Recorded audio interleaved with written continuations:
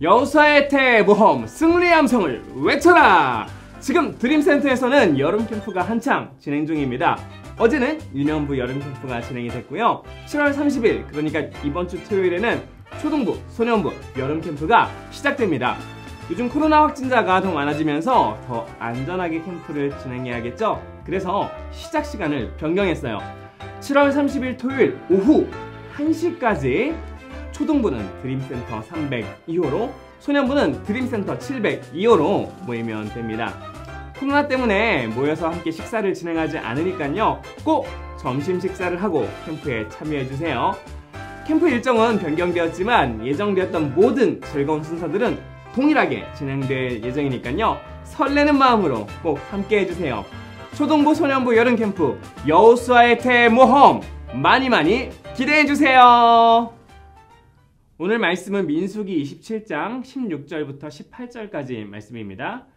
모든 백성의 영이 되시는 여호와 하나님, 이 백성을 위해 좋은 지도자를 뽑아주십시오. 그는 백성 앞에서 들어가고 나가야 하며 양떼를 치듯이 백성을 인도해야 합니다. 그래서 여호와의 백성은 목자 없는 양떼와 같이 되지 말아야 합니다.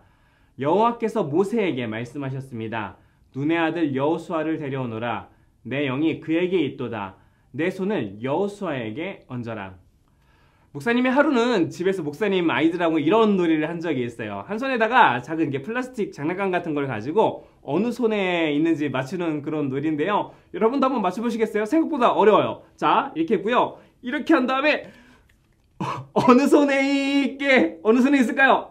자, 이쪽에 있습니다. 맞췄나요? 자, 한 번만 더 해볼까요? 자, 있는데요. 자, 플라스틱 이 뚜껑이 어딘지 맞춰보세요. 슝! 어느 손에 있게. 자, 어디 있을까요? 바로 이쪽에 있습니다. 자, 어떤가요? 여러분, 잘 맞췄나요? 생각보다 쉽지 않죠? 집에서 목사님이 이제 1학년짜리 딸하고 이런 거 하고 놀고 있는데, 이걸 지켜보던 4살짜리 막내도 이게 재밌어 보였나 봐요. 그러더니 저한테 오더니, 아빠 나도 해볼래 이러는 거예요. 뭐 해보겠다는 거예요? 자기도 이제 문제를 내보겠다는 거죠. 그리고요, 이 손에다 이 플라스틱 뚜껑을 들고 어떻게 하냐면요, 어느 손에 있게 이러는 겁니다. 이거 뭐 문제가 너무 쉽죠? 그래서 저랑 첫째가 이쪽 손 하니까 막내가 갑자기 당황스러운 얼굴로 이렇게 말합니다. 어떻게 알았지? 저는 막내 반응이 너무 웃기고 재밌었어요. 어느 손에 있게, 어떻게 알았지?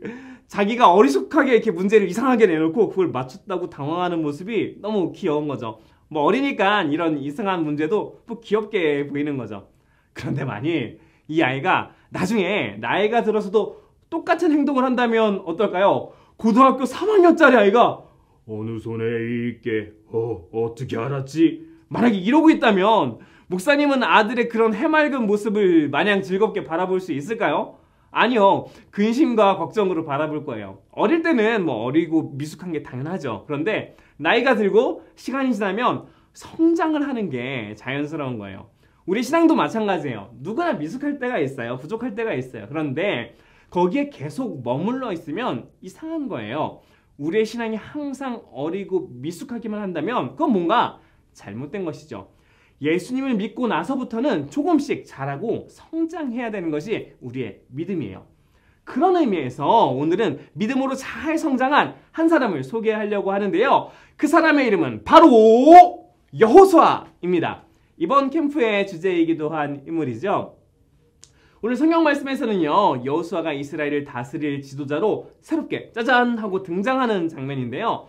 어떤 일이 있었는지 한번 정리해 볼게요. 자, 이스라엘 사람들이 출애굽기에서 이집트를 탈출하게 되죠. 이 백성들이 시내산을 지나서 광야에서 40년 동안 방황했었던 이야기 알고 있죠. 그리고 마침내 요단강 앞에 도착을 하게 되죠. 이제 이 요단강만 건너면 하나님께서 약속하신 땅 가나안에 들어가게 되는데, 그때 하나님께서 모세에게 이렇게 말씀하십니다. 모세, 너는 가나안 땅에 들어갈 수 없어 라고요. 모세는 그 이야기를 듣고 어떻게 반응했을까요? 아니 하나님, 제가 지금까지 엄청나게 고생하면서 여기까지 왔는데 제가 못 간다니요, 이게 말이 되나요? 하면서 이렇게 따졌을까요? 그렇지 않죠. 모세의 마음에는 자기가 가나안 땅에 못 가는 것보다 더 걱정되는 게 하나 있었어요. 그게 뭘까요? 바로 이스라엘 백성들이었어요. 지금까지는 자기가 이스라엘 사람들을 잘 이끌면서 여기까지 왔는데 이제는 자신이 더 이상 그들을 도울 수가 없는 거예요. 그래서 모세가 하나님께 한 가지 부탁을 드립니다. 민수기 27장 16절 말씀인데요. 모든 백성의 영이 되시는 여호와 하나님, 이 백성을 위해 좋은 지도자를 뽑아 주십시오. 모세가 하나님께 뭘 부탁했었죠? 제가 함께 할 수 없다면 좋은 지도자를 대신 뽑아달라고 부탁한 거예요. 모세가 얼마나 이스라엘을 사랑했는지를 볼 수 있는 장면이기도 한 것 같아요. 그렇다면 모세가 여기서 말하는 좋은 지도자란 어떤 사람일까요? 민수기 27장 17절에 나오는데요. 그는 백성 앞에서 들어가고 나가야 하며 양떼를 치듯이 백성을 인도해야 합니다. 그래서 여호와의 백성은 목자 없는 양떼와 같이 되지 말아야 합니다. 모세가 말한 좋은 지도자가 어떤 사람인가요? 백성들을 잘 돌볼 수 있는 사람, 백성들을 끝까지 포기하지 않고 잘 이끌 수 있는 그런 사람이었으면 좋겠다고 이야기하는 거죠. 그러자 하나님께서 이 이야기를 들으시고 뭐라고 대답하셨을까요? 18절입니다. 눈의 아들 여호수아를 데려오노라. 내 영이 그에게 있도다. 하나님께서 뭐라고 말씀하시는 거예요? 이스라엘을 잘 이끌 사람 있지. 걱정할 필요 없어. 그 사람은 바로 여호수아. 이렇게 말씀하시는 거예요. 하나님께서 기다리셨다는 듯이 여호수아를 다음 리더로, 모세를 잇는 다음 리더로 세우시는 거예요. 그런데 지금 우리에게는 여호수아 사실 굉장히 익숙한 사람이잖아요. 우리 캠프 주제도 여호수아에 대해 모험이고요. 그런데 만약에 우리가 성경을 처음 읽는 사람이라고 한번 상상을 해봅시다. 창세기, 출애굽기, 레위기, 민수기를 쭉 읽는 동안에 여호수아가 그때까지 자주 등장했었던 사람일까요? 그렇지가 않아요. 이때까지만 해도 여호수아는 사실 성경에 아주 자주 나왔던 사람이 아니에요. 고작 해야지 3-4번 정도밖에 안 나왔던 사람이거든요. 그런데 갑자기 위대한 모세의 뒤를 이을 다음 지도자로 멋지게 짜잔 하고 여호수아가 등장하는 거예요. 야, 이상하네요. 그렇다면 여호수아가 갑자기 어디서 튀어나온 사람일까요?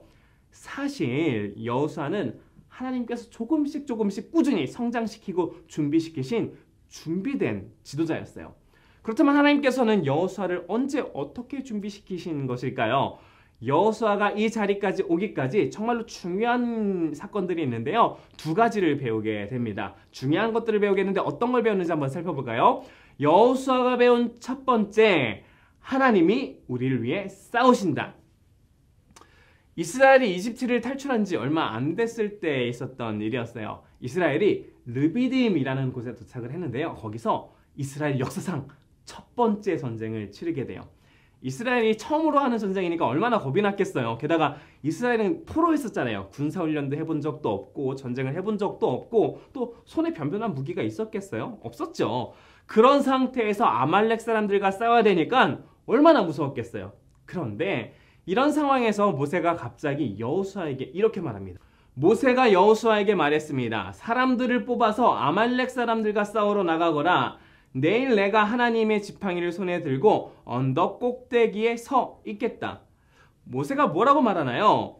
여호수아야, 너가 전쟁에 나가라. 나는 하나님의 지팡이를 들고 언덕 위에 서 있겠다. 그리고 이 전쟁에서 어떤 일이 일어나나요? 모세가 언덕에서 손을 들면 전쟁에서 이기고 아유 힘들어 하면서 팔을 내리면 전쟁에서 지게 되는 기이한 일이 벌어지는 거예요. 결국 모세의 손이 피곤하지 않도록 양옆에서 아론과 홀이 잡아주니까요. 그렇게 되면서 이 전쟁에서 이스라엘이 이기게 된 거죠. 이 전쟁을 통해서 알 수 있었던 게 뭘까요? 이스라엘이 전쟁을 아주 잘해서 이긴 걸까요? 아니죠. 하나님께 손 들고 기도하면 이스라엘이 이기고 그렇지 않으면 지는 거예요. 하나님이 함께 하시면 이기고 그렇지 않으면 지는 거죠. 그런데 입장을 한번 바꿔서 생각해 볼게요. 우리가 여호수아라고 한번 생각해 볼게요. 지금 뭐 하고 있어요? 여호수아 앞에서 전쟁하고 있어요. 사방에서 엉겨 붙어서 칼 들고 싸우고 정신없고 소리 지르고 난리도 아니에요. 그런데 그렇게 정신없는 가운데 저기 멀리서 모세가 손을 드는지 내리는지 이게 보일까요? 안 보일까요? 안 보이죠. 그냥 정신없이 싸우다 보니까 이긴 거예요. 그러고 나면 이제 여호수아에게 어떤 마음이 들까요? 와, 이겼다. 전쟁하다 보니까 우리가 잘 싸워서 이겼나 보다. 이런 생각 들지 않겠어요? 모세가 손을 들었는지 안 들었는지 여호수아는 모르니까요. 그래서 전쟁에서 승리한 다음에 하나님께서 모세에게 어떻게 말씀하시냐면요. 출애굽기 17장 14절 말씀인데요. 이 싸움에 관한 일을 책에 써서 사람들이 잊지 않도록 하여라. 그리고 여호수아에게도 꼭 일러 주어라. 왜냐하면 내가 아말렉 사람들을 이 땅에서 완전히 없애버릴 것이기 때문이다. 특별히 여호수아에게 따로 꼭 알려주래요. 뭐를요? 여호수아 네가 잘 싸워서 이긴 게 아니라 하나님이 이기신 거야 라는 걸요. 여기서 여호수아는요 이스라엘의 지도자가 되는데 진짜 중요한 한 가지 사실을 배워요. 뭘까요? 하나님이 우리를 위해서 싸우고 계신다는 걸요 이때 배운 거예요. 이게 나중에 실제로 여호수아가 가나안을 정복하는데 엄청난 도움이 되거든요. 여름 캠프를 통해서 살펴보겠지만 이스라엘이 여리고를 무너뜨릴 때 하나님께서 뭐라고 말씀하시나요? 엄청난 전략이 있나요? 아니에요. 그냥 성 주위를 돌래요. 그런데 이게 말이 되나요? 성을 돈다고 성이 무너져요? 안 무너지죠. 그런데 여호수아가 순종을 하니까 어떻게 되나요? 정말로 여리고성이 무너지게 되죠. 자, 그러면 여호수아가 여리고성을 도는 이 말도 안 되는 행동을 할 수 있었던 이유가 무엇일까요? 아말렉과의 전투에서 배운 거예요. 아, 내가 하는 게 아니라 하나님께서 싸우시는 거구나. 우리 친구들이 여호수아와 같이 성장하기 위해서 한 가지 기억할 게 있어요. 하나님이 여러분을 위해서 싸우시고 계세요. 내가 부족하고 잘 못하면 하나님이 우리를 실패하게 내버려 두시는 게 아니라 하나님이 나 대신에 싸워주신다고요. 목사님이 이게 캐나다에 있었을 때 있었던 일인데요.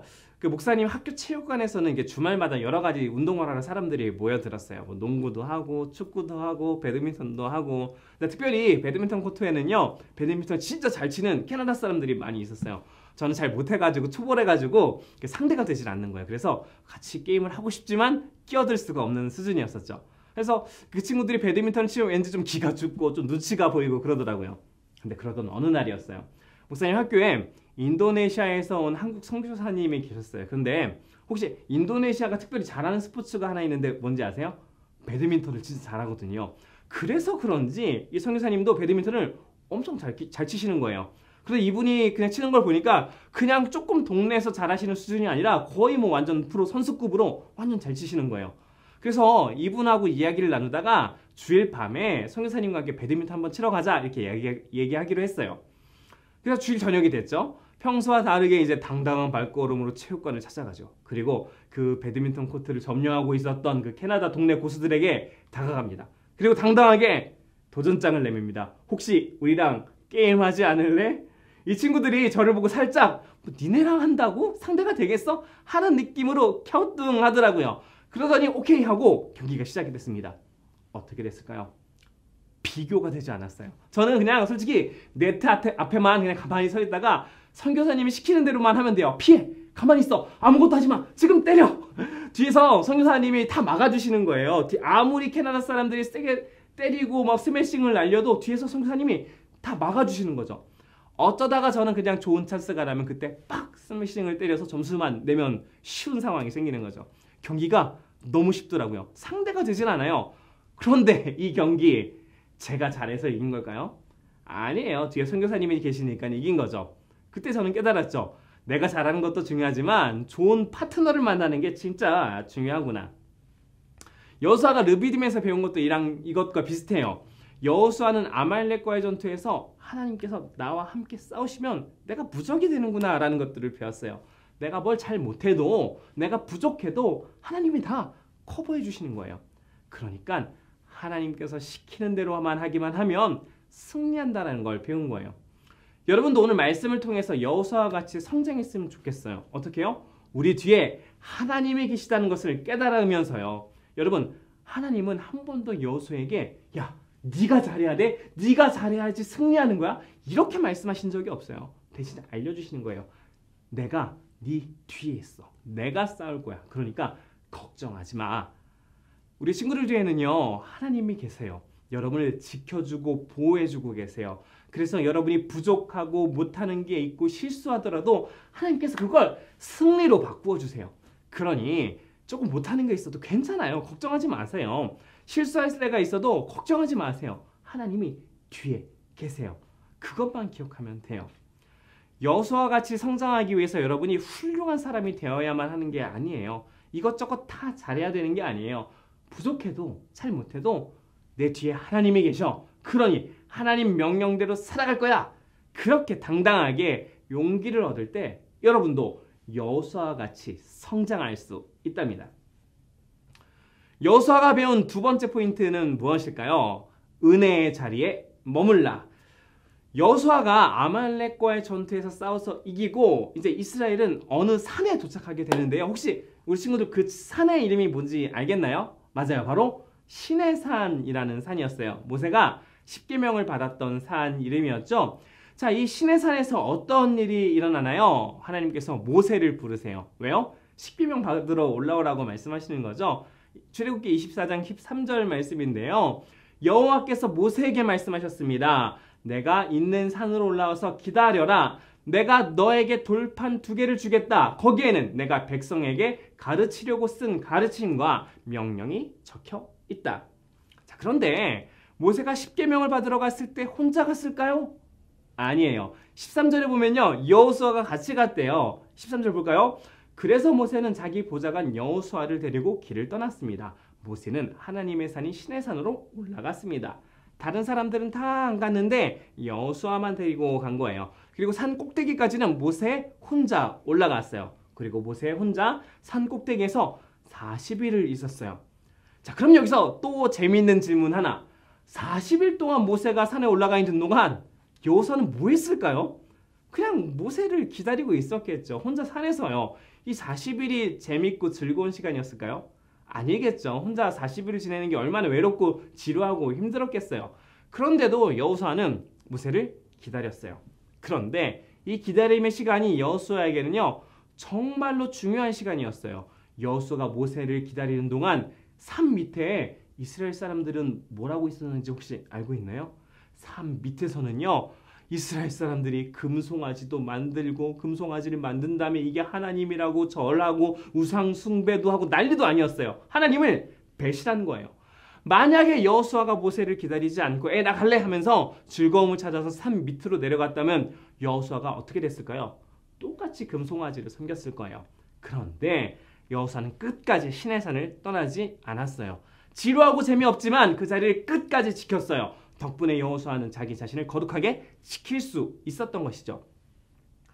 여호수아가 어떻게 이스라엘 리더로 준비될 수 있었을까요? 하나님을 만나는 자리에서 버티고 서 있다 보니까 준비가 될 수 있었던 거예요. 여기서 우리가 알 수 있는 게 무엇일까요? 우리가 어디에 있는가가 우리를 어떤 사람이 되는가를 결정한다는 거예요. 목사님이 몇 주 전에 햄버거 먹으러 그 햄버거 가게, 여러분 버거킹 알고 있나요? 거기에 갔었는데요. 그 옆에 테이블에 중학생쯤 되어 보이는 남자애들이 모여 있는데 이 친구들이 모여서 이야기를 하는데 욕을 너무 많이 섞어서 이야기를 하는 거예요. 근데 목사님이 그 장면을 보고 무슨 생각을 했을까요? 나도 한때는 저랬지 라는 생각을 했어요. 목사님이 고등학교 때부터 교회를 다녔거든요. 근데 중학교 때는 교회 다니지 않는 그런 평범한 학생이었어요. 그래서 나중에 중학생이 되면 알겠지만 남자 중학생들이 욕을 진짜 많이 하거든요. 학교에 가면 맨날 욕하는 애들밖에 없으니까 그냥 저도 똑같이 버거킹에서 만났던 그 아이들처럼 똑같이 욕을 많이 했었어요. 참 부끄럽죠. 그런데 고등학교 때 예수님 만나고 교회를 가니까 교회에서는 아무도 그 나쁜 말들을 안 하는 거예요. 오히려 서로를 칭찬해주고 격려해주는 말들을 더 많이 하더라고요. 그런 분위기에서 제가 평상시처럼 이렇게 나쁜 말들을 막 할 수 있을까요? 그럴 수가 없더라고요. 여기서는 욕하면 진짜 이상한 사람이 되는 거예요. 분위기가 완전 쎄해지는 그런 분위기죠. 그래서 저도 모르게 그 사람들 사이에 있으면서 나쁜 말들을 끊어버리게 됐어요. 그냥 좋은 사람들 속에서 함께 어울리다 보니까 저도 그 사람들처럼 아름답게 변하게 되기 시작했던 거예요. 여호수아가 모세의 다음 지도자로 성장할 수 있었던 것은 금송아지를 섬기는 곳이 아니라 하나님을 만나는 곳에 버티고 서 있었기 때문이에요. 제가 나쁜 말들을 끊을 수 있었던 것은 선한 말들을 하는 사람들과 함께 시간을 보냈기 때문인 것처럼 말이에요. 여러분이 어디에 있는가가 여러분이 어떤 사람이 되는지를 결정합니다. 그렇기 때문에 여러분, 하나님을 만나는 자리, 예배하는 자리만큼은 꼭 지켰으면 좋겠어요. 물론 예배하는 게 늘 항상 즐겁지는 않죠. 때론 지루할 때가 있고요. 또 때론 교회 밖이 더 재미있어 보일 때도 있어요. 그럼에도 하나님을 만나는 예배의 자리를 잘 지킬 때 여러분이 아름답게 성장할 수 있어요. 그러니 예배의 자리, 하나님을 만나는 자리를 꼭 지켰으면 좋겠어요. 그 시간들이 여러분들을 여호수아 같은 사람으로 성장하게 만들 거예요. 오늘 말씀을 통해서 여호수아가 어떻게 성장했는지를 살펴봤는데요. 여호수아는 먼저 하나님께서 우리를 위해서 싸우신다는 것을 배웠고, 그리고 또한 은혜의 자를 지키고 잘 서 있으면 이스라엘의 지도자답게 성장했다는 것을 우리가 살펴볼 수 있었어요. 오늘 말씀을 기억하면서 우리 친구들이 여호수아처럼 하나님 앞에서 멋지고 아름답게 성장하는 사랑하는 우리 친구들 되기를 축복합니다. 함께 기도하겠습니다.